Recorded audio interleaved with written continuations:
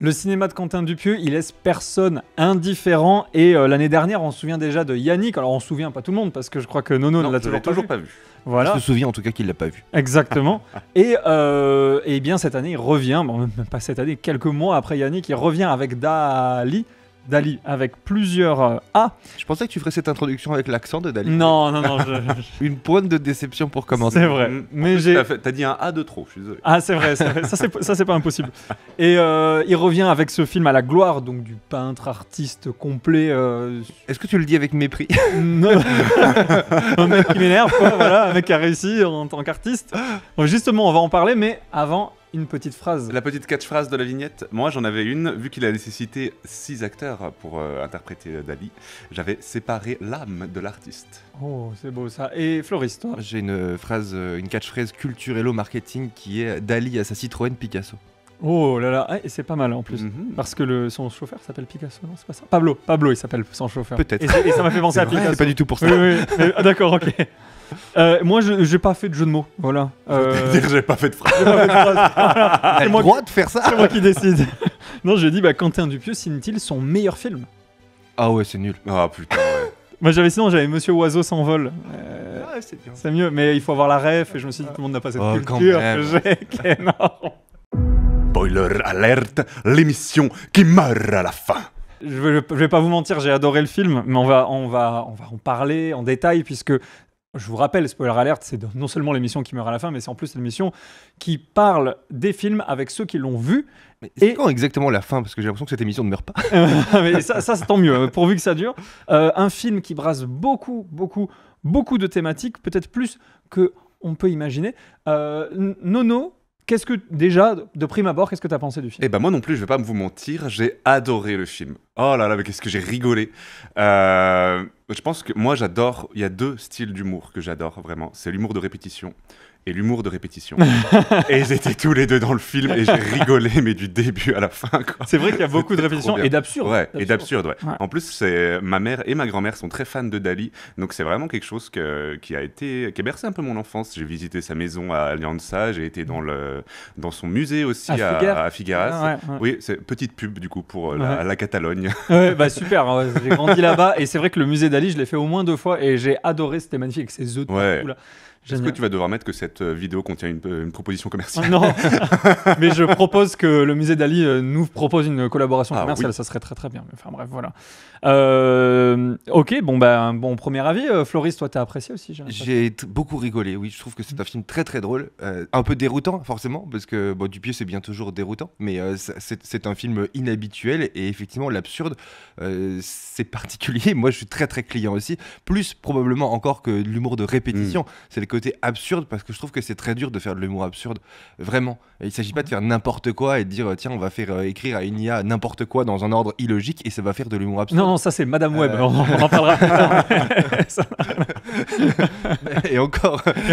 Mais il s'agit d'avoir ce don de pouvoir projeter ce qui marche et ce qui ne marche pas, et vraisemblablement Quentin Dupieux l'a acquis au fur et à mesure de ses expériences ciné, et au point où c'est difficile, pour le coup j'ai moins de culture de Dali que vous, étant un peu moins en affinité avec la Catalogne. En tout cas je n'ai pas visité le musée, et ma culture de Dali se limite à ce que j'ai appris à l'école, c'est-à-dire pas grand-chose, puisque je n'y suis pas resté très longtemps, et un monsieur excentrique et égocentrique, et puis après les quelques œuvres. Si, j'ai vu à New York les Montremol là, ah oui, c'est une histoire de la persistance de la mémoire, elle s'appelle cette c'est voilà, je connais la plus connue en gros, mais sans en avoir fait une analyse très compliquée. Donc effectivement j'avais une appréhension à l'idée de voir ce film, c'est si je ne connais pas assez bien l'artiste et que l'humour découle de multiples références à son art, alors je vais vite être perdu et ne pas réussir à décrypter ce qu'on a voulu me dire. Or la bonne nouvelle, c'est que ce n'est pas du tout le cas. Alors certes, ce n'est pas un biopic au sens conventionnel du terme, où on nous raconte, mais un biopic m'aurait raconté son œuvre, m'aurait raconté d'où il vient, etc. Et en fait, celui-là non seulement n'est pas un biopic, mais n'est pas non plus un film qui multiplie les références à son art. Il y a très peu de finalement, la seule œuvre peinte qui est présente, elle n'est pas peinte par lui. Et je trouve que pour le coup, c'est plutôt bienvenu, parce que ça rend le film très accessible aux non-initiés à l'art. Complètement. Et en même temps assez inaccessible quand même aux non-initiés à l'humour. Et il fait un clin d'œil à ceux qui seraient des hardcore fans de Dali, avec ce moment où il peint s'amuse et qu'elle lui dit c'est anachronique, normalement ce tableau il est peint plus tard ou plutôt je ne sais plus. Ça c'est vraiment, il fait un gag et en plus il fait un petit clin d'œil à je sais que c'est pas parfaitement juste, mais comprenez que mon film il est là pour retranscrire l'état d'esprit de l'artiste plutôt que de faire une page Wikipédia animée quoi. Et je pense qu'il a fait le bon choix et un choix audacieux parce que c'est Quentin Dupieux et qu'on lui laisse tout faire et ça c'est très très bien.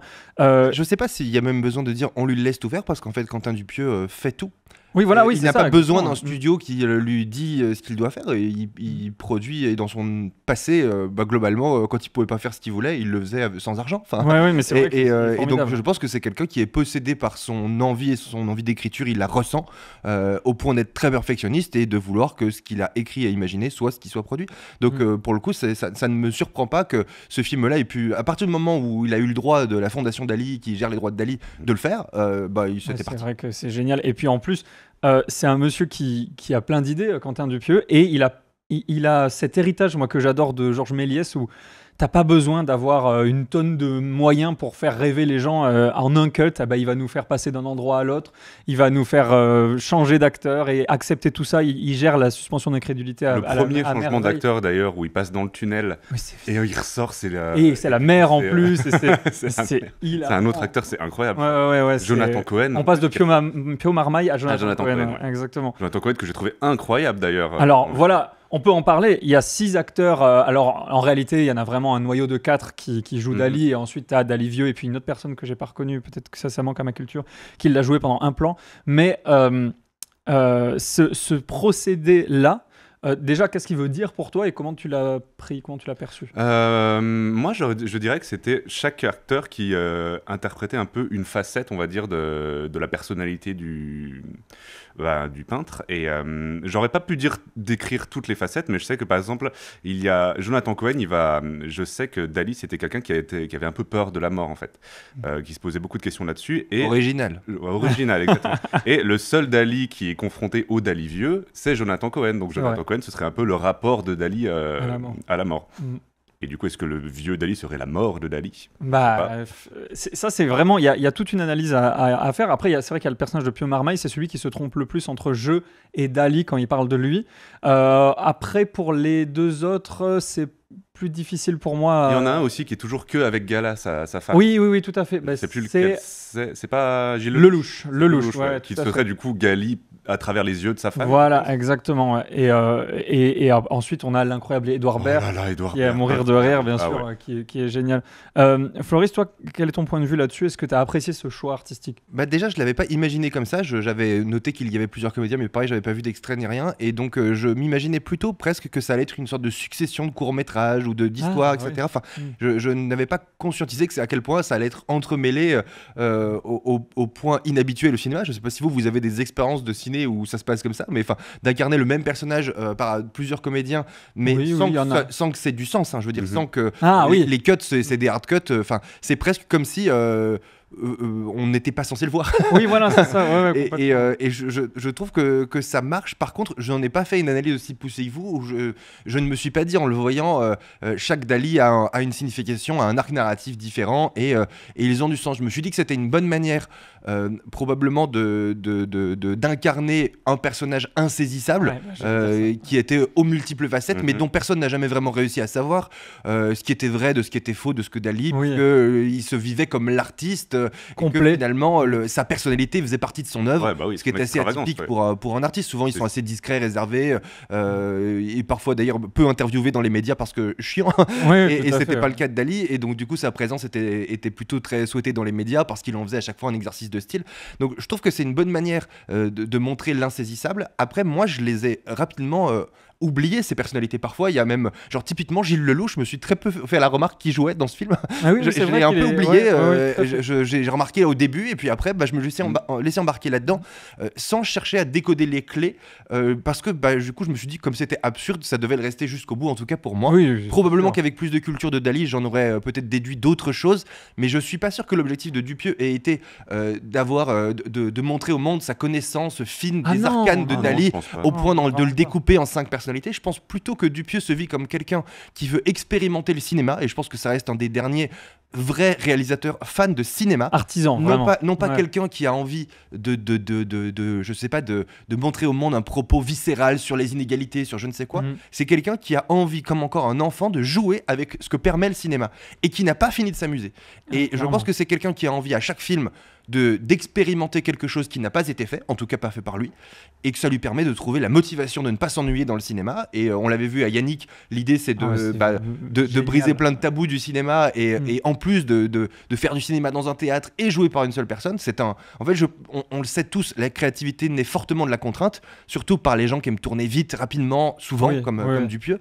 Et je pense qu'il se crée ses propres contraintes et que pour le coup personne ne lui a demandé, mais que ce qu'il trouvait amusant dans ce film-là est différent de ses autres films. C'était l'idée d'avoir tous ces comédiens-là et de faire quelque chose de très absurde et tout. Et cette contrainte-là doit suffire à le motiver, lui, dans sa phase créative. Et à partir de là, ça devient un challenge et je pense qu'il a envie de le relever. Et le fait est qu'il le relève avec brio. Haut la main. Et puis, tu vois, là où je suis pas d'accord avec ce que tu as dit, quand même, c'est il veut pas nous parler d'un propos viscéral sur le monde, tout ça. Il y a quand même ça et là des petites piques, notamment au monde du cinéma et de l'image. Là, on a vraiment. Ne le fait pas. Je dis que je pense pas que ce soit la motivation de sa création. Non, je pense que d'ailleurs Dupieux est quelqu'un qui est plutôt bien vu dans le monde culturel qui se la raconte un peu, dont on pourrait dire qu'on fait partie. Oui, là, oui, même si on n'a rien de très culturel, mais en tout cas, disons qu'on aime intellectualiser la culture.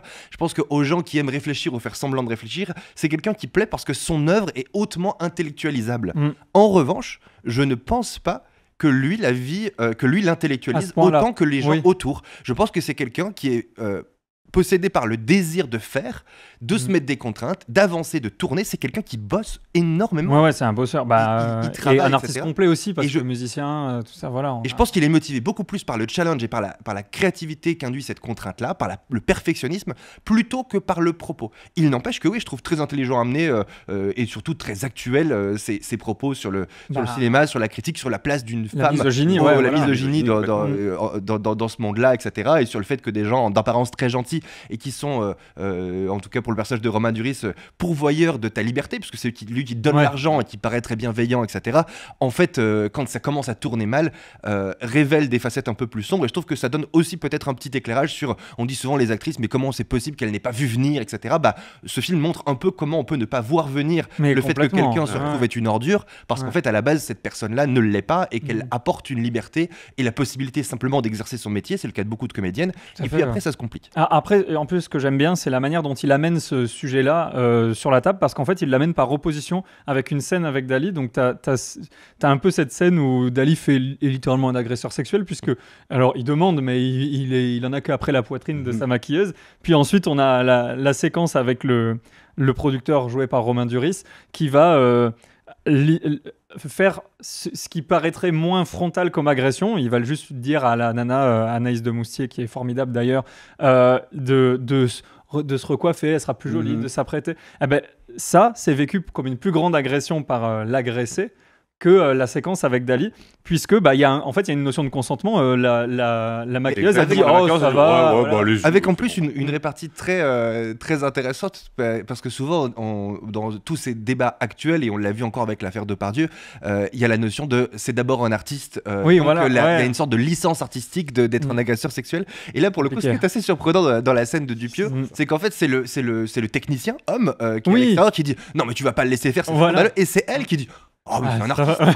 Ce qui montre aussi parfois que ce sexisme-là et ces agressions sexuelles-là sont systémiques. Au point de ne pas être un conflit homme-femme, mais simplement d'être tellement ancré dans la psychologie qu'on peut laisser faire à un homme parce qu'il a la condition d'artiste, et qu'une femme peut sciemment le laisser faire parce qu'elle ne voit pas le mal.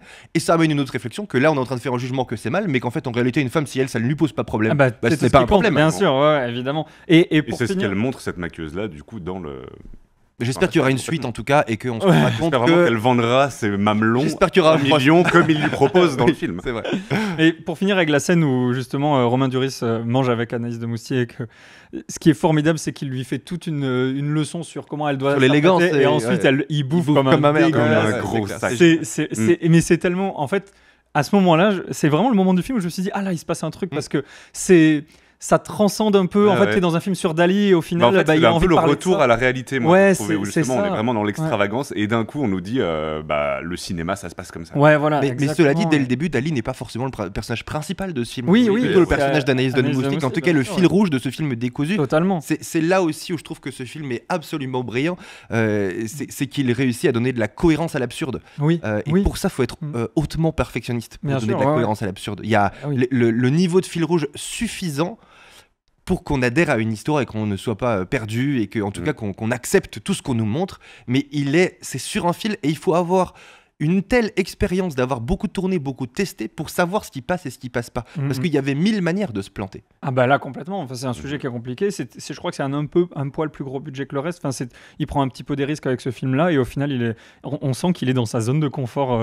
C'est bizarre d'être dans sa zone de confort. Il est dans sa zone de confort parce qu'il est très brillant. Ouais, voilà, n'importe qui ne le serait pas. Ah mais non, clairement. Et il y a aussi un autre truc qui moi m'a marqué, c'est que c'est à cela quelque part que faisait référence mon titre de ma catchphrase qui était Dali à sa Citroën Picasso, c'est que je trouve que pour parler d'un artiste, c'est quand même le pari est très prétentieux.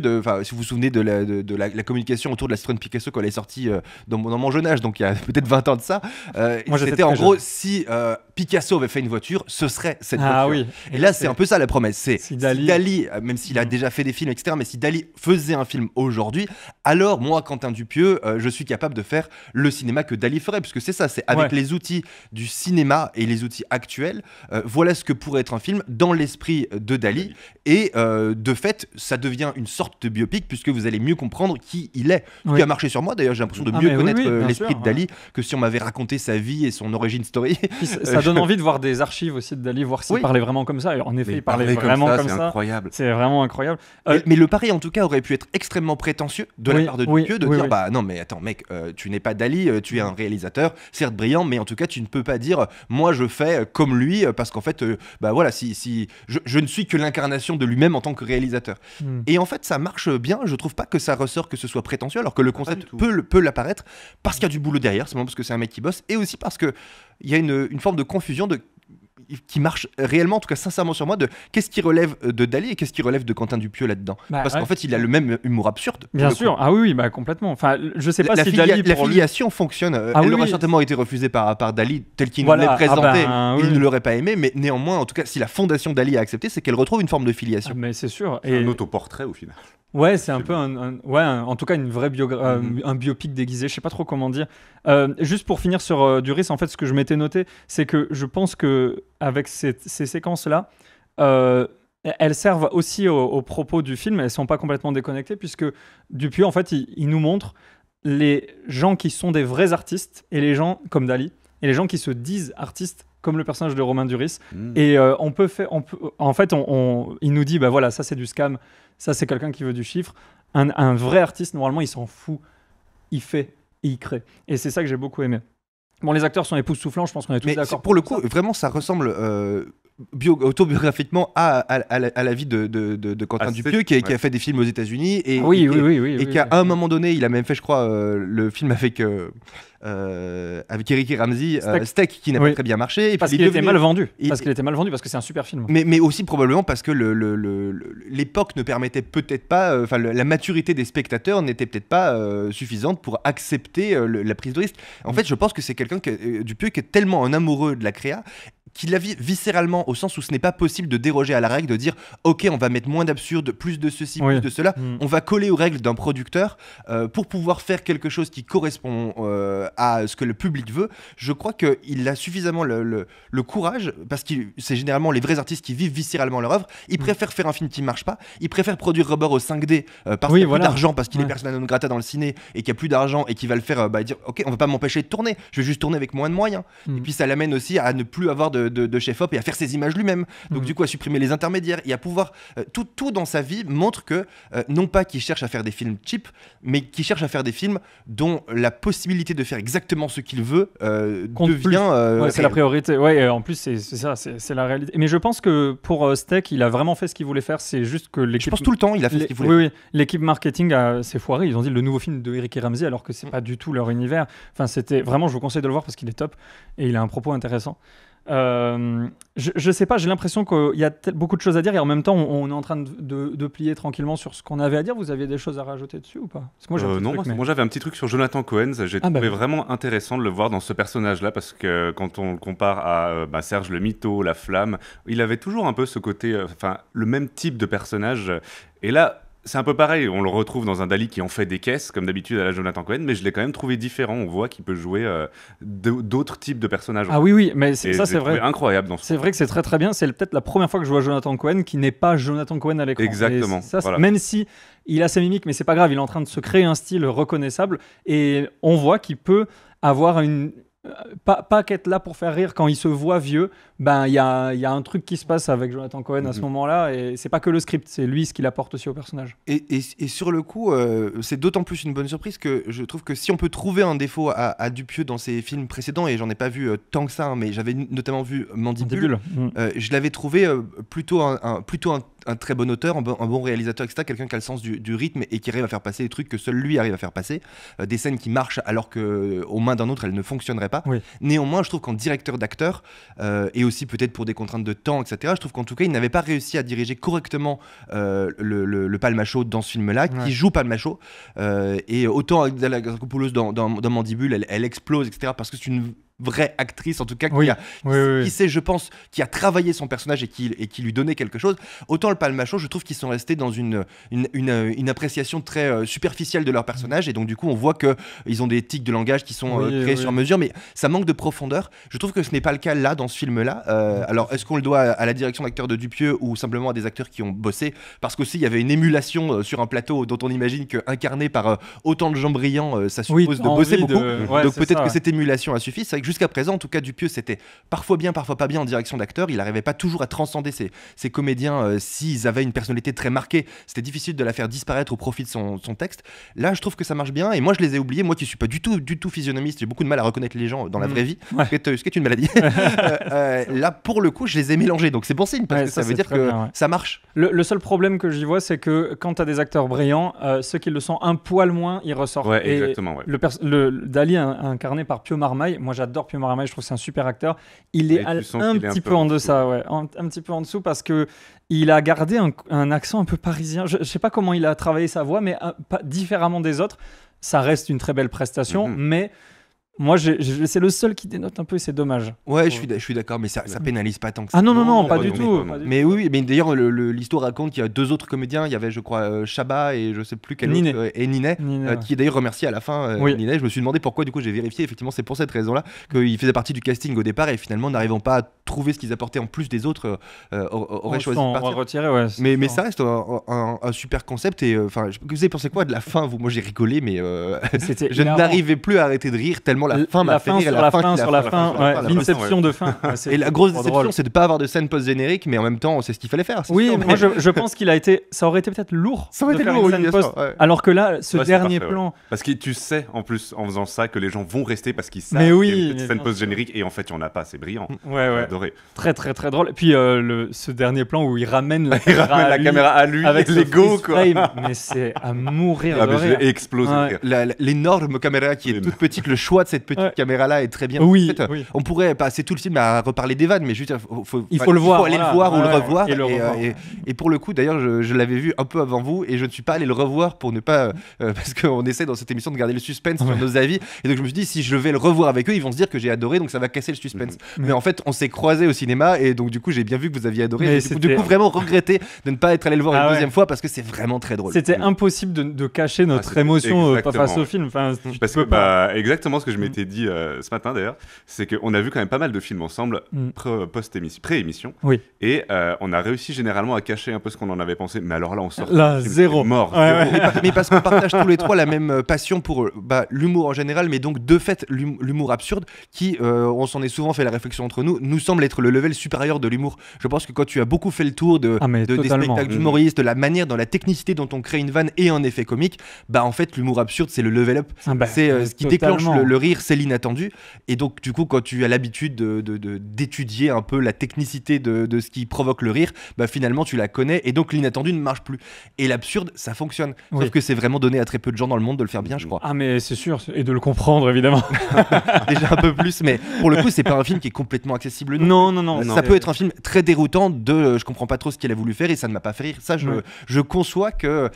J'espère qu'il contrairement à cette émission, ce film peut diviser. Après, vous êtes vous étiez dans une salle où il y avait un peu plus de monde, les gens rigolaient. Alors, est-ce que c'est parce qu'ils sont déjà le public ? Moi, je souhaite à Dupieux qu'il construise petit à petit une fanbase et que ce film-là, que le bouche-oreille autour de ce film amène des gens, parce que je trouve qu'il est tellement bien fait que on peut ne pas aimer l'humour loufoque et aimer le côté absurde. Enfin, c'est difficile de pas rire quand même. Je trouve. Bah, oui, non, mais c'était vraiment. Ne serait-ce que le couloir du la scène d'intro. Mais moi, j'ai compris dans quel film on était quand on est arrivé dans cette scène. C'était formidable.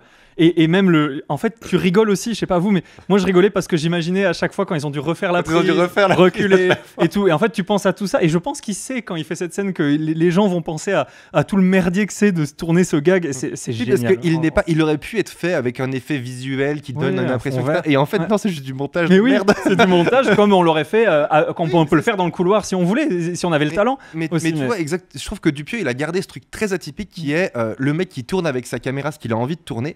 Et on s'en fait des fois la réflexion de, pour moi, un des films les plus ratés dans les comédies, c'est l'Astérix de Canet. Pour moi, Canet, c'est un mec qui a voulu faire un film humoristique et qui l'a tourné comme un gamin qui apprend les effets comiques. Et donc du coup, il découvre, enfin, nous, on découvre en tant que victime de son film que plein de choses ne marchent pas parce que c'est juste lourdingue. Et je trouve que Dupieux, bah là, il a ce level de tourner à l'artisanal, comme on pourrait tourner avec un boîtier, avec un iPhone, avec peu importe la technologie, des gags très simples, mais l'expérience acquise au film des films fait que ça marche. Et oui, et puis surtout quand Anaïs de Moustier, elle dit j'ai le temps d'aller aux toilettes. Mais ça, c'est le summum. Parce qu'on pourrait dire, ça devient lourd. Mais en fait, non. Parce que ça veut dire, c'est très intelligent de faire ça. Parce que ça veut dire que pour les personnages à l'intérieur du film, eux aussi, c'est très long. Ça ne les choque pas. Et ça les choque pas. Outre mesure, comme quand elle va commander de l'eau parce qu'il veut de l'eau pétillante. Et que le mec arrive avec le shower, arrive plus vite. Ça ne les choque pas qu'ils soient arrivés avant. Et en fait, cette scène, elle veut aussi dire, excuse-moi Floris, mais cette scène, elle veut aussi dire que Dali, il change le monde autour de lui. Il y a aussi ça, et les gens trouvent ça. En fait, c'est brillant. Je trouve que la scène d'intro, c'est brillant de chez brillant. Voilà. Et c'est, je pense, beaucoup plus signature Dupieux que Dali parce que c'est pour que ça marche, et c'est, je pense, le cas dans tous ces films, dans ce style d'humour-là. En fait, c'est la scène qui est absurde, mais les gens qui la jouent, ils sont en first degré. Vraiment. Exactement, ils sont inclus dans cet univers et donc c'est normal. Pour eux, rien ne les choque. Ils ne jouent pas la stupeur ou quoi que ce soit, c'est normal. Mais c'est fou. Je vais peut-être, avant de passer aux notes, je vais faire une anecdote qui va nous relier à l'actu ciné de la semaine prochaine, Dune. Parce qu'il faut savoir, je ne sais pas si vous êtes au courant, mais à la base, Dune, alors il y a eu un film de David Lynch, mais avant, il y avait Alejandro Jodorowsky qui devait faire un film qui s'appelle Excuse-moi, est-ce que j'ai fermé les yeux et qu'on a changé d'émission ? Non, mais attendez, vous allez comprendre. Jodorowsky, du coup, c'est un grand réalisateur expérimental. On apprend surtout sa filmographie quand on va en école de cinéma. Et pour ceux qui y vont. Voilà, pour ceux qui y vont à l'école, tout simplement. Et en fait, l'empereur de Dune, c'est Dali qui devait l'interpréter. Le film ne s'est jamais fait. Oui, l'initial, oui. Le film ne s'est jamais fait, mais c'est lui qui devait interpréter, et c'est quand même énorme. Et il avait dit, je travaillerai avec toi, mais je veux être l'acteur le mieux payé d'Hollywood. Vous imaginez bien. Et il dit, je veux... T'as pas du tout fait le bon accent. J'oserais pas le faire parce que je suis pas au niveau des acteurs, mais je veux $100,000 par heure. Sous-entendu par heure sur le plateau. C'est beaucoup trop cher. Et le producteur... un start-upper brillant. Ouais, c'est ça. Ah oui, mais vraiment. Et le producteur, je crois que c'était Michel Seydoux. Donc, je crois que c'est le papa de Jérôme et qu'il est lui-même le papa de Léa, je crois que c'est ça. Et il a dit, bah merde, comment je vais faire parce que je le veux vraiment et comment on va faire. Et il a demandé au réal combien de temps il va être dans le film final. Ah oui, et il est lacuneur. Il est là, non, dans le film final, au cut, il dit bah, maximum 3 minutes. Et il dit, bah, il rappelle Dali et il lui dit, bah, tu sais quoi ? Je vais te payer $100,000 la minute, sous-entendu à l'écran. Et du coup, Dali, il était ravi parce qu'il s'est dit, je suis l'acteur à $100,000 la minute. Et le producteur, il était en mode, bah, très bien, je vais le payer 300 000, c'était mon budget pour n'importe quel autre gros acteur dans un blockbuster. Du coup, c'est comme ça qu'il a réussi à avoir Dali en jouant sur sa propre vanité. J'adore cette anecdote. Je trouve qu'elle est trop bien, cette anecdote. Voilà, c'était le truc qui nous reliait à la semaine prochaine, on parlera de Dune. Mais avant, les notes sur Dali. Notre surprise. On sait pas du tout ce qu'on va Et j'ai même envie de dire sur 6, puisqu'il y a 6 A dans Dali. Sur 6 Du coup, je dois changer ma note. Alors dis-moi sur 5 et on convertira bien. 6 sur 5. 6 sur 5, très bien. Attends, on doit mettre vraiment sur 6 ? C'est comme tu veux. Si on met sur 6, je mets 5 sur 6. Je laisse une marge parce que je suis intimement convaincu que Dupieux est encore, malgré la grande réussite de ce film, en work in progress et qu'il se vit comme ça. Je ne pense pas qu'il se dise « j'ai fait le film ultime de ma carrière ». Je pense c'est un mec qui bosse. Il fait un film par an, il va continuer à le faire. Je pense que c'est un mec qui apprend et qui est dans le back-office de tout ça, est en train de se construire l'expérience accumulée, le savoir-faire, pour un jour faire le grand film qui sera grand public. Un plébiscite. Au sens, voilà, un plébiscite, au sens où tout le monde comprendra. Aujourd'hui, c'est une grande réussite pour les gens qui comprennent l'humour absurde et cet univers-là, mais ça reste encore un film assez hermétique pour les gens qui ne sont pas prêts à le voir. Je pense que l'objectif ultime de Dupieux, c'est d'acquérir de l'expérience, et c'était une super idée de traiter Dali, parce qu'on aurait pu dire qu'il aurait pu faire ce film, vu que c'est son humour, sans le personnage de Dali. Mais là... Ça permet d'amener un public différent, probablement un public assez intello, mais qui était pas habitué au décalage, donc aurait pas été voir une comédie, mais qui aurait été voir un film sur Dali, sur la culture, sur l'art, etc. Donc ça lui ramène encore un peu plus de public, et je pense que son enjeu, c'est petit à petit de faire un grand film fédérateur, mais sans rien renier de son savoir-faire et de ce qu'il a envie. Donc je laisse des petits points, et ces petits points-là, j'espère les distribuer très vite dans un film encore plus grand. Ça rejoint à quelque chose qu'il a dit, qui était qu'il faisait des films courts parce qu'il n'avait pas envie de prendre en otage le spectateur. Oui. Et comme s'il s'estimait pas du coup à la hauteur d'un grand film fédérateur, comme tu dis. Et on n'en a pas parlé, mais la temporalité dans ce film est peut-être ce qui rejoint l'univers de Dupieux à l'univers de Dali, qui était un obsédé du temps via son œuvre la plus connue, mais voilà. Et aussi de Dupieux, qui a cette temporalité des films, qui dit, dans les interviews, il dit je fais des films d'1h10 qui paraissent durer 2 heures. Oui, mais ça c'est vrai, c'est fou. Et qui a théorisé ça, que en fait finalement la temporalité c'était quelque chose de très subjectif, et qu'on pouvait un peu faire ce qu'on veut, puisqu'on enferme dans une boîte par des cuts, etc. Et qu'en fait on peut bien faire ce qu'on veut. Donc ce manipulateur du temps et cette manipulation du temps, je pense qu'il l'a retrouvé dans le personnage qui traite dans ce film. Je pense qu'il serait très copain avec Nolan, peut-être, parce qu'il aurait des choses même à lui apprendre. Nolan. Bon, moi pour terminer, si on note sur 6, c'est 6 sur 6. Si on note sur 5, c'est 5 sur 5. Si on note sur 1 million, c'est 1 million sur 1 million. Je trouve que quand un film atteint ses objectifs et transcende son propos, alors on est face à un grand film. Je pense que c'est un chef-d'œuvre de non-sens, et je pèse mes mots. J'ai adoré Dali de Quentin Dupieux, et je vous encourage à aller le voir si vous ne l'avez pas vu, malgré nos avertissements en début d'émission. Vous savez tout sur le film, et en même temps, vous n'en savez rien. Je pense qu'on va se laisser. La prochaine émission, accrochez-vous à vos calbutes, parce que ça va être sur Madame Web, et alors là on est sur un autre délire, et on se retrouve très très bientôt. Ciao ciao.